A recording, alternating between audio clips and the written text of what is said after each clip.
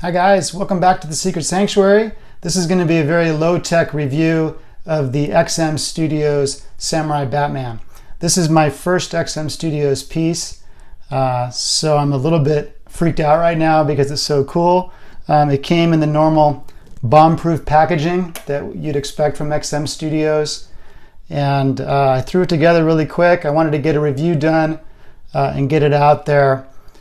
So I'm not going to be doing any close-ups or anything like that, but I'll show you the change-outs and give you an idea of my first impressions of this piece, which is big, and it's already the favorite piece in my collection, which honestly isn't huge. I have about a dozen quarter-scale statues, but this is now easily my favorite.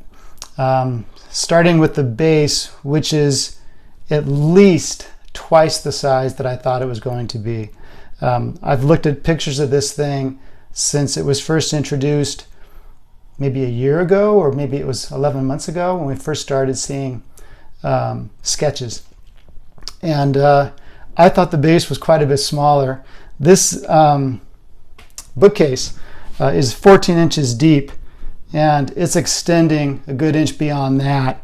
So it's probably 15 inches deep, something like that. And it's a beautiful base. I'm going to mangle the pronunciation, but I believe it's an example of Ogi Nawara, I think is what it's called, and is often found on Japanese temples. You'll see this design. And it's unique.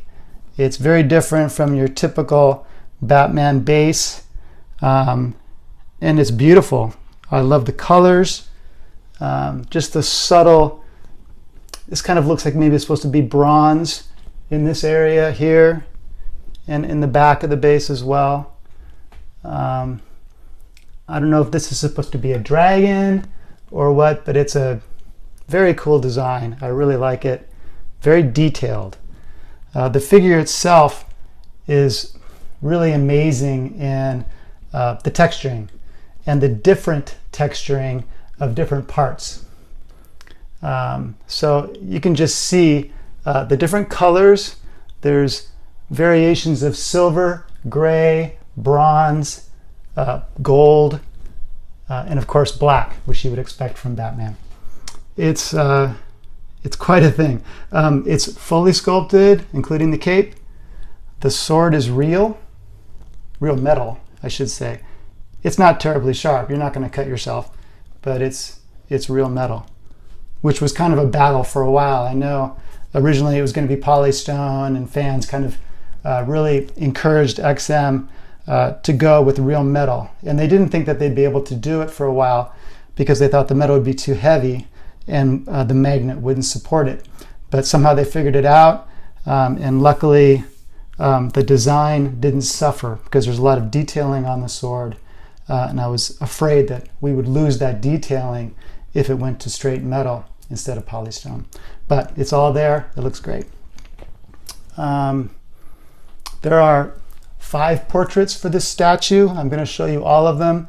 This is the full-on samurai mode, which you probably saw the most of when this statue was being promoted. You can go with the dual swords. I really like the grappling gun, so I went with that.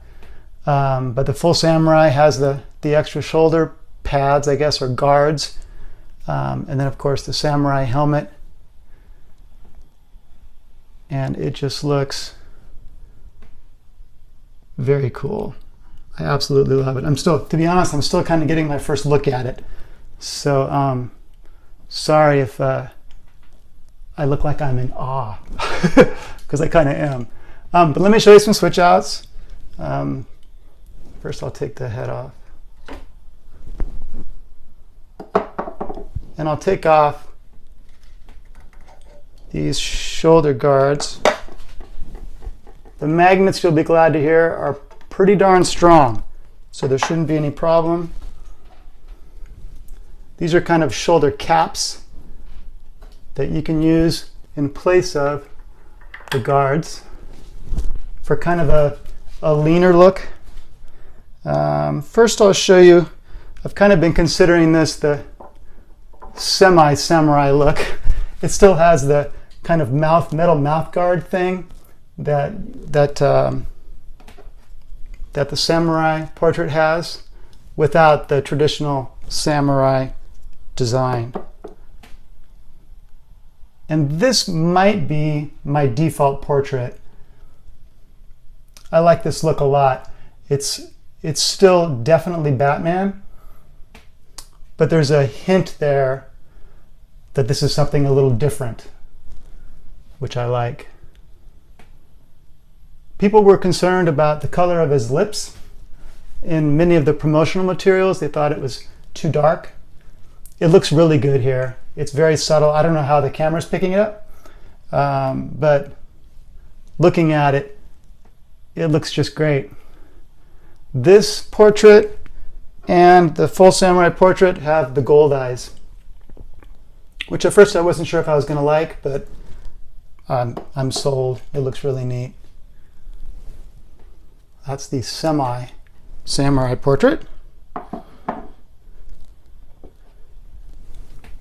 Here's the regular Batman portrait.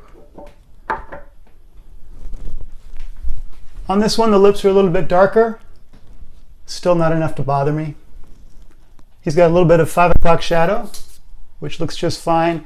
It's not, a very, people complained that with the Sideshow Batman PF, that his entire face, it was too much 5 o'clock shadow and it just didn't look right. This doesn't look bad at all. It's just a hint of it. It's actually a really nice portrait. It would go great on any Batman statue. That's the regular Batman. And here's the Batman Beyond. Some call it the Rage portrait. And this has a switch out chest plate. Again, the magnets are pretty darn good. There's also a Batarang with the red to match the Batman Beyond. There's also a sword with a red handle to match the Batman Beyond. This is a real badass look. There's something about this portrait that you wouldn't want to mess with this guy. It's very, very cool. And I'm not, to be honest, even familiar with Batman Beyond. I own the animated film, but I've never seen it.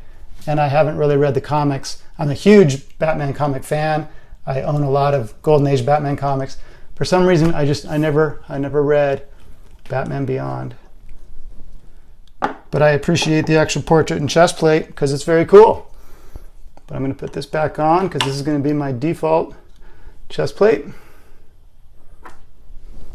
And I'll show you the unmasked portrait, which is ironically the largest portrait of the 5. But I guess that's because of the hair. It's a nice portrait. Light blue eyes.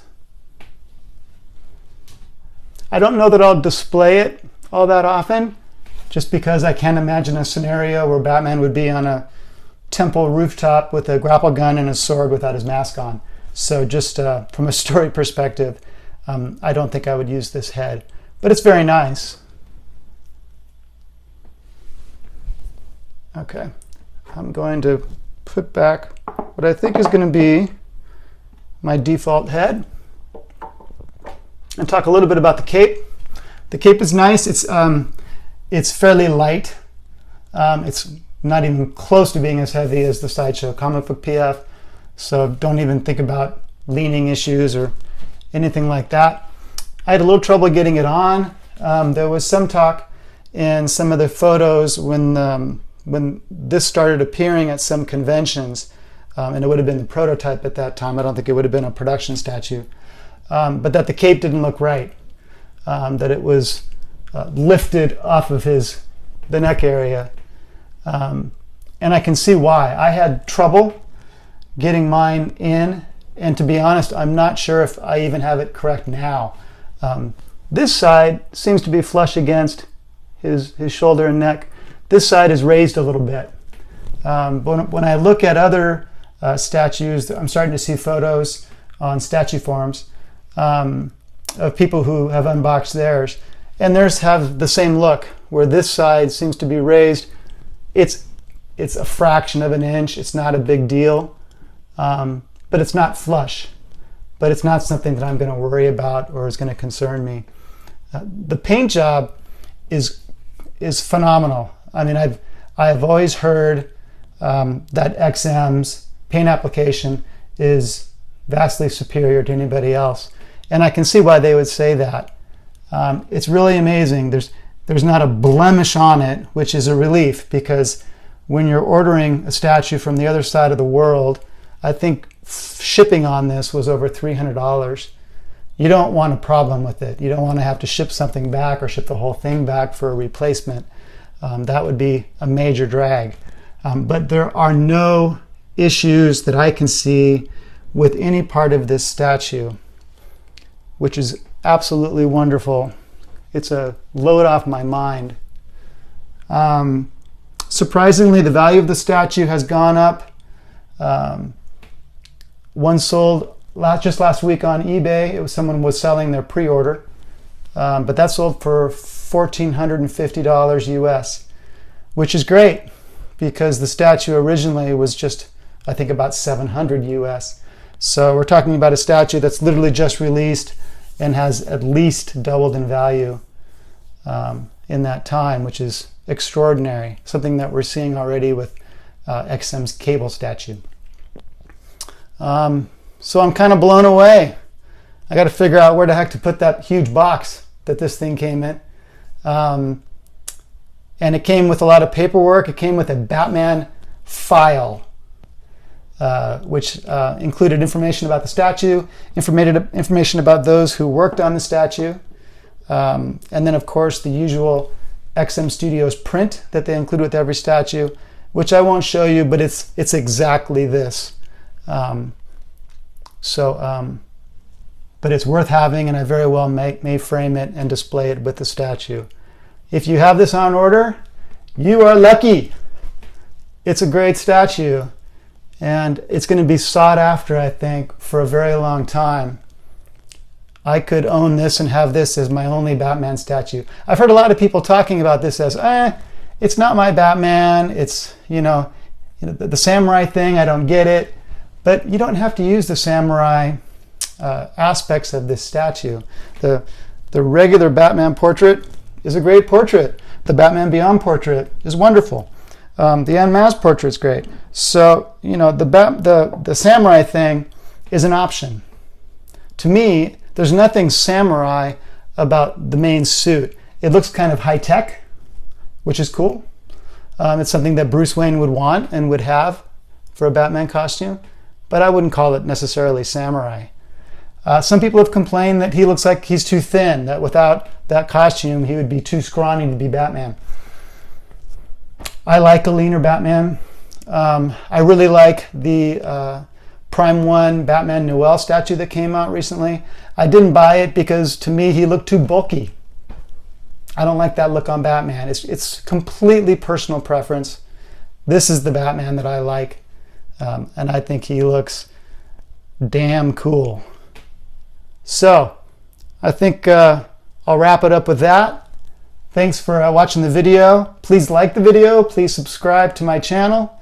And man, if you're getting this statue, you are getting a winner. It's awesome.